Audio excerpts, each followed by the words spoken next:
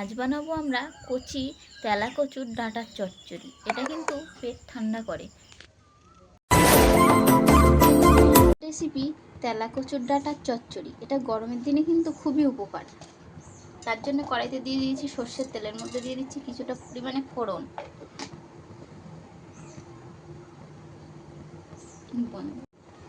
এবার এর মধ্যে দিয়ে দিচ্ছি কেটে রাখা পেঁয়াজ, কয়েকটা কেটে রাখা রসুন আর কাঁচা লঙ্কা।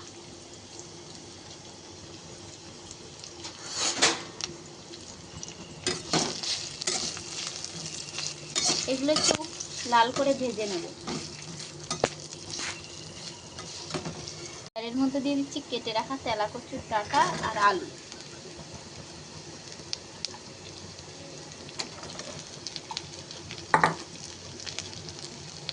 এর মধ্যে দিয়ে দিচ্ছি পরিমাণ মতো লবণ আর হলুদ। এগুলো ভালো করে একটু নেড়ে চেড়ে মিশিয়ে নেব।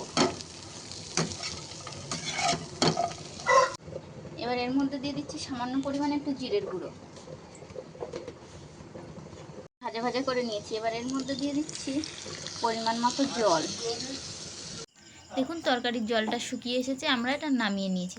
আপনারা একবার বাড়িতে এইভাবে বানিয়ে দেখতে পারেন। এটা কিন্তু খেতে খুবই সুস্বাদু হয়।